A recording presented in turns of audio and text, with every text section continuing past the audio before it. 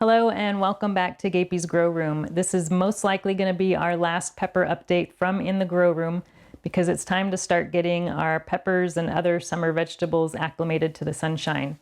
We've had a lot of cooler, rainy, cloudy weather lately and it's not been ideal for getting that done, but we are starting to see things warm up a little bit, so the time is near. We did get down to 32 degrees the other night, so it's still too cold to leave them outside overnight, but I do want to get them out and start getting them acclimated because I'm going to be selling a lot of these here coming pretty soon. So let's take a look and see how the peppers are doing.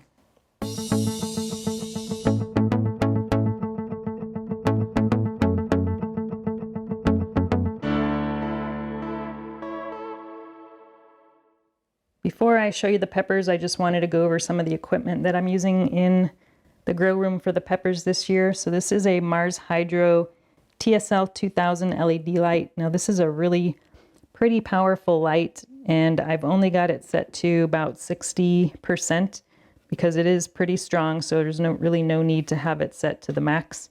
But that's been working out really well. I've been using it for the last couple of years. And then we've got a hurricane clip fan here. And these grippy clips do not work very well. I mean, they don't hold hardly at all. And I've heard a lot of people have these crash into their plants. I have not had that happen yet, but I also have a clip underneath it. You can see there. So that is actually holding it in place so it can't go any further down.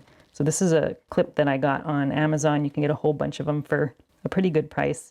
But we use these for a lot of different things like chip clips and just anything that you want to keep closed. So this works really well to keep this from falling off into the plants. And then we've got both the light and this fan on a timer. So the timer I'm using over here is a smart timer actually. And it's got 4 outlets and it's got 4 USB ports. And you can control the timing from a phone app. And I actually do not prefer the smart timers. I actually like the digital timers a little bit better, but this does the job and it works okay. I do like that it has USB ports on it. I have used those for some USB fans that I have, but I have not used those this year. And then we've also got a big heat mat that covers the entire length of the tent here, but I don't currently have it on. I just turned it off in the last few days because it's been getting into the 70s in the grow room right now and it doesn't really need to be on. So I think it's warm enough to go ahead and turn that off. So these are doing pretty well without that heat. So let's take a look and see how each one is doing. So I'm not sure if you noticed, but we've got all of the taller peppers kind of in the back corners. We've got those over there and those back there. And that's just because the light is a little bit less intense in the corners. So that helps with them not getting too much light. And then all of the smallest peppers are here in the middle of the tent where the light is the most intense. So let's start over here on the right back here. So these 5 peppers back here are all gochu peppers. So these 2 back here are the hung gochu. And this is the one that I've never grown before. So I'm looking forward to seeing how that one does. It does, you can see the leaves are a little wilty, so this one does feel a little bit light. So it probably needs some water there. This other gochu here, I'm not sure the exact variety, but I got that from Kengstar, and it is my favorite gochu variety that I've grown so far. So I've got 3 of those, but I'm only going to be planting 1 of each of these varieties in the garden, and the rest will be available for sale. They're actually available for sale right now. If you want to pick them up early, I'm giving a discount if you're local. But I've already actually sold several pepper plants already, so there is a little bit more room in here than there was a few weeks ago. But you could probably hardly tell because it does look pretty packed in here, but it was much worse, trust me. And then we've got a Gaby hot wax. So I've never grown any wax peppers before, so I'm looking forward to trying that one. So I've got 2 plants of that and they both look, this one's a little bit taller, and you could see a lot of these peppers are starting to get flowers. So I have been trying to pick off any flower buds that I see, and I accidentally pick off a leaf here every now and then. But we are seeing a lot of those, so I've been trying to pick off as many as I can. And then the next two here are guajillos. So I'm actually going to be planting 2 guajillos in the garden this year. I normally only plant 1 of each variety, but I decided to do 2 of those. And then let's see, this one here has a ton of flower buds.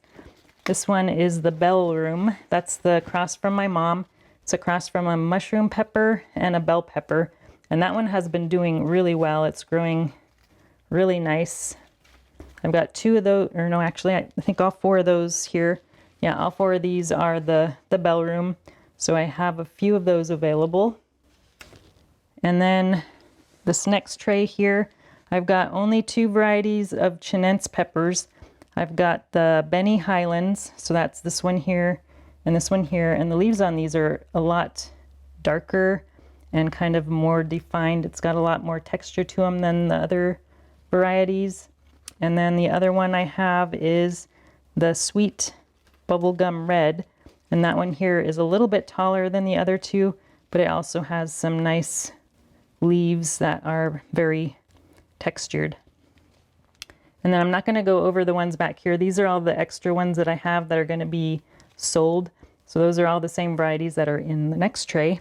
So I'm just going to jump over to that tray, because these are the ones that I'm going to be keeping for growing in the garden this year. And we've got back here, I've got 2 arbles. So this is another one I'm going to grow 2 of. So that is supposed to be a really productive, smallish kind of Mexican pepper, which I haven't grown before.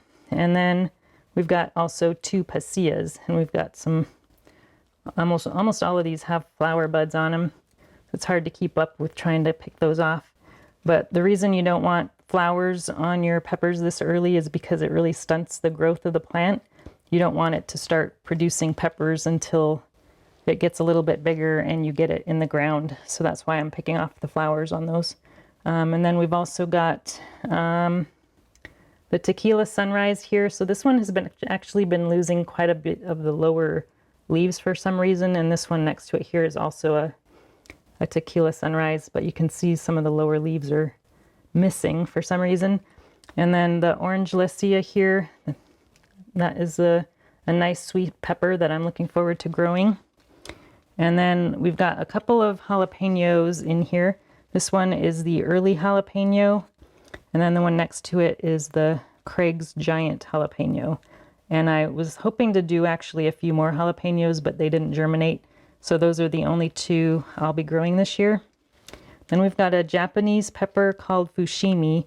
And by the way, all of these in this tray are all annuums, unless I mentioned differently. There is a couple of others in here. But this one is fushimi. We've got a Peter pepper here. This is a popular pepper because of the shape of the pepper is interesting. And then we've got the Criolla di Cochina. That's another annuum variety. That's some of the leaves on this one are kind of curling under a little bit. You could see there. So far, I haven't seen any edema issues on any of the peppers, which is good because I usually start seeing that about this time of year. And then this one is the Sweet Chloe's Tangerine. This one was my favorite sweet pepper that I grew last year, so I decided to grow that again this year. And then we've got shishito, which I have grown before and is a really good pepper for frying or grilling.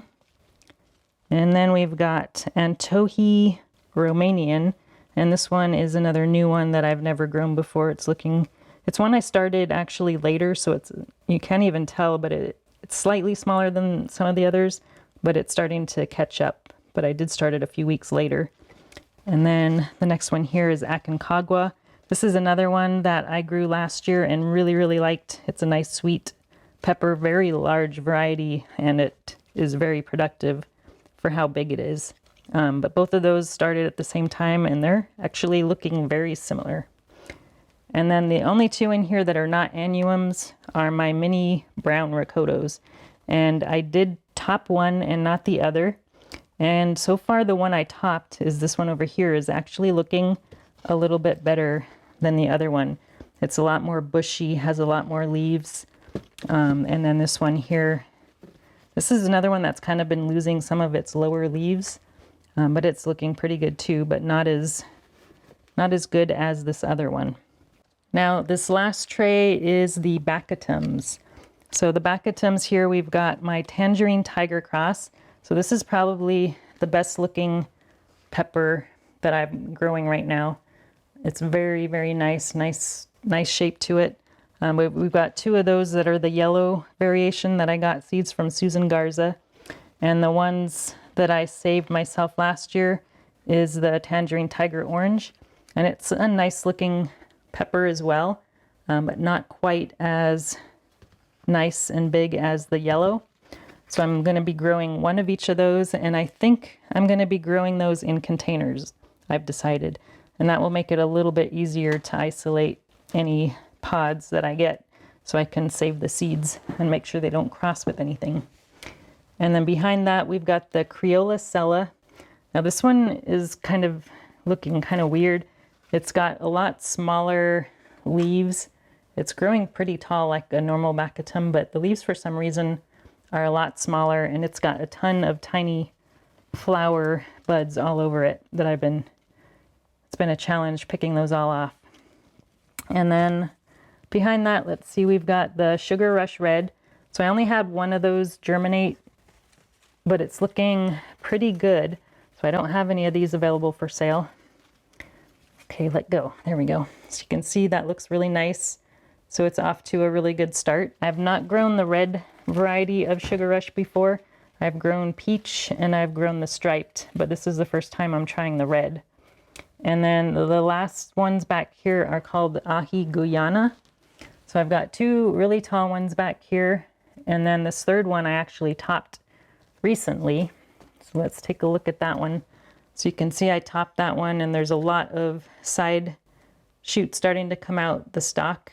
And I topped this one because the tops of that plant just were not looking very good. They were kind of a little bit sickly looking, so I decided it might be better just to top it off. And it was getting really tall too, which might have made it a little bit too close to the light. So that's why I ended up topping that one, and I think it's going to do a lot better since I topped it. All right, so that is pretty much all the peppers that are in the grow tent. So let's take a look at those that I still have on the shelf. So over on the shelf under the fluorescent shop lights here, I've got the smaller peppers that I started a little bit later than the others.